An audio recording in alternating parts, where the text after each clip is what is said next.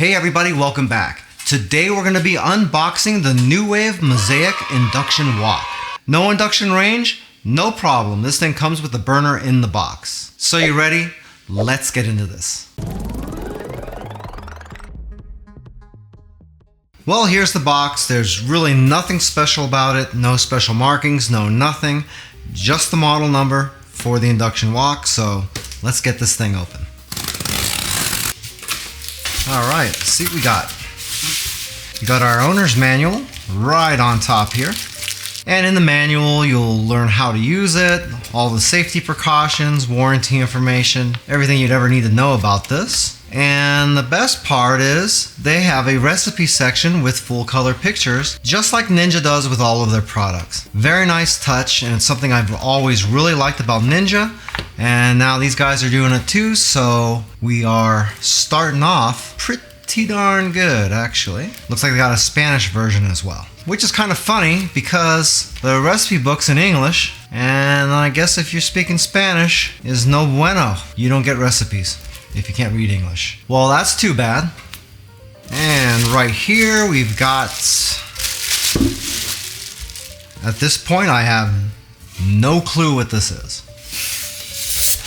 Oh wow, this thing's bigger than I thought it would be. Nice. That's what she said.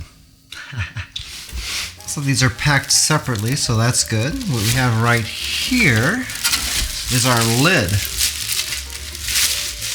Nice big glass lid. It's got a vent hole in here too, which is nice because I've seen plenty of pans and other things that don't have these. The reason you have this here is so when the lid is sitting on top of the pot and you're heating it up, it doesn't start chattering and moving around while it's trying to release steam.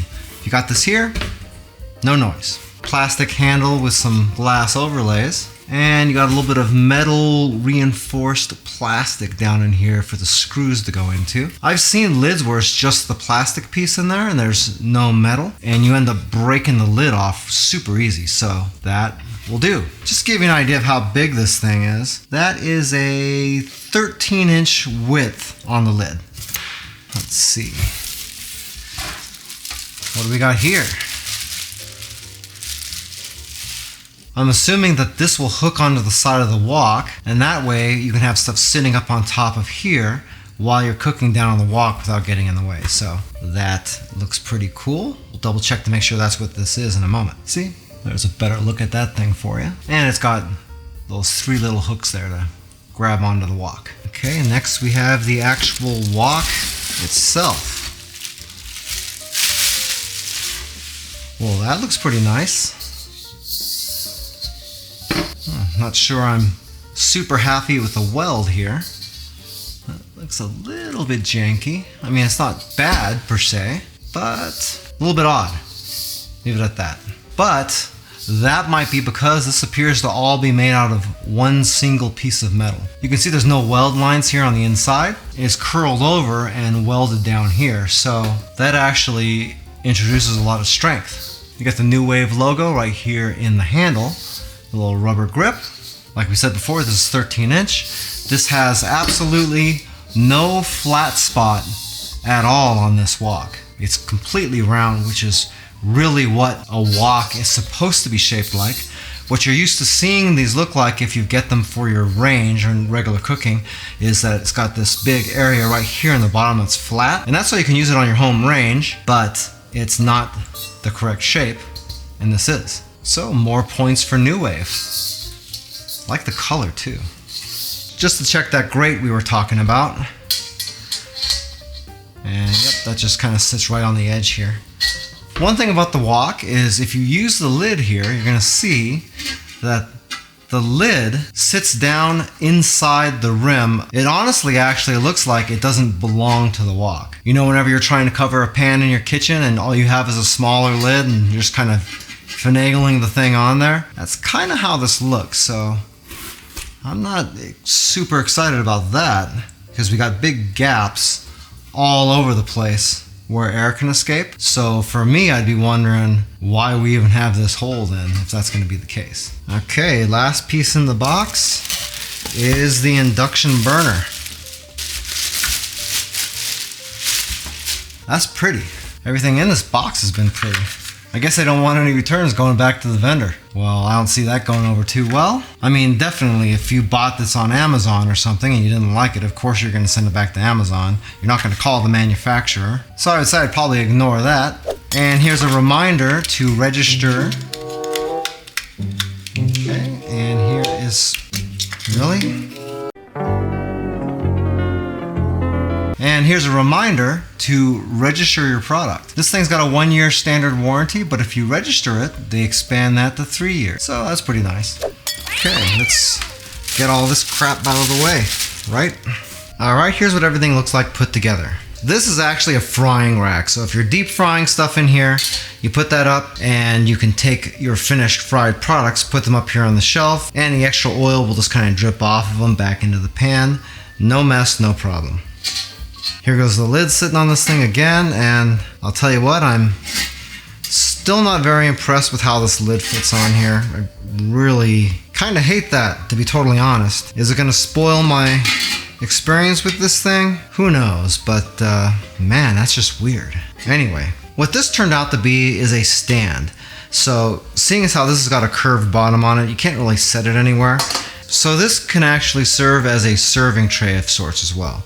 Quickly, if you don't know what induction is, I'll give you the quick 10-second tour. Induction is electric heating, except instead of using radiant heat, where this surface just gets really hot and it heats the pan, it uses magnetism instead. So if you have a magnetic pan that just goes in here, obviously the one that comes with it is, duh, and this will just vibrate the iron molecules inside the metal and heat it up. It's extremely efficient, there's no heat loss, and the surface of this will always be cool. If it does feel hot, that's only because the pan itself is hot and it's radiating heat back onto the surface of this thing. The fact that this doesn't heat up makes it really super easy to clean up because you never get caked on stuff on here. So that is a big plus for induction. That and the fact that induction cooking is super, super fast. Let's go over the functions on this really quickly. Obviously we have the on-off button. We'll go ahead and turn that on. You can see that we can change the watts on this. We can go 600, 900, or 1500 watts. It defaults on the 1500 watt setting, and you can change that just by pushing this button here.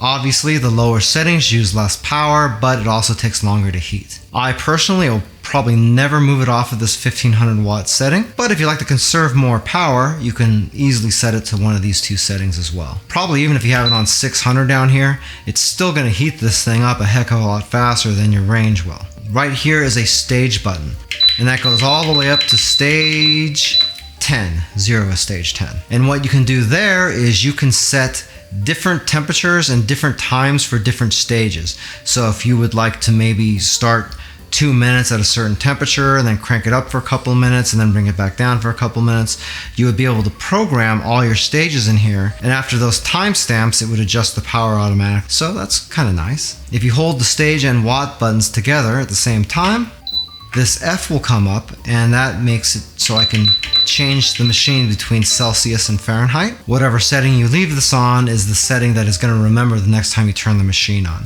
And the last button down here is for preheating. That's obviously for preheating your pan.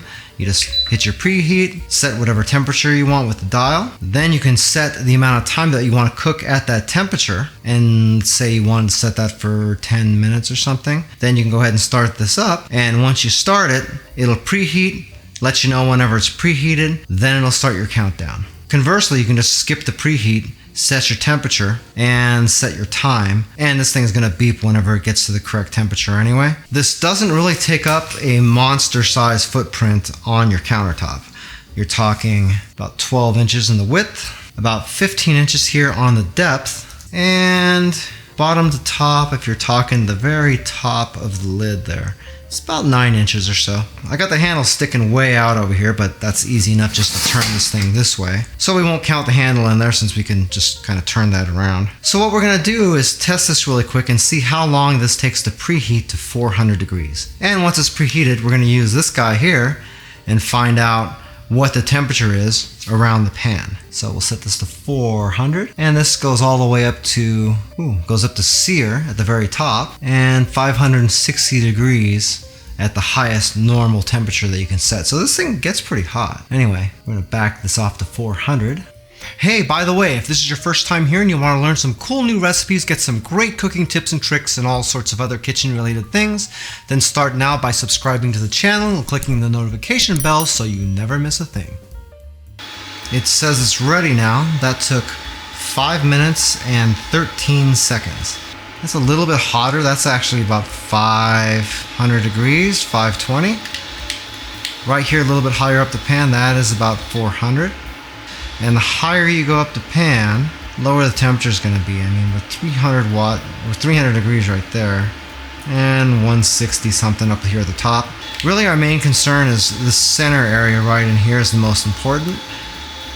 So I didn't expect it to heat the very top of the pan up very much, but it's still something like 150 degrees up there, which 160, that's not bad at all. So 400 looks like it's more of an average of the pan. It's hotter down there, a little bit cooler up here. It'll be interesting to see exactly how this really performs that way. As far as how loud this is, once it's reached the temperature it needs to be, it's sitting at about 64 decibels or so, which really that's not loud at all. When it's heating up, it's a tiny bit louder, but not really a whole lot more. So I'm kind of pleasantly surprised about that. Can't wait to run this thing through the ringer. To me, this Nuwave Induction Wok is a pretty compelling kitchen appliance. Will it solve the problems that people have with electric ranges and woks? We're gonna find that out soon. Once we've had a couple of weeks to test this thing out thoroughly, we'll post a full product review. If you'd like a little bit more information about the Nuwave Mosaic Induction Wok, we do have an Amazon affiliate link to it down in the description of the video. If you buy anything through those links, we do make a small commission, but it doesn't change the price that you pay 1 cent. If you like this unboxing video, you might like this one right here where we unbox the Ninja Foodi Never Stick pans. We've had those for a while and we haven't ruined them yet, so that's good. Well, that's it for now. I hope to see you again really soon, and until that time, I'm Joe, and I hope you have a phenomenal day. Take it easy.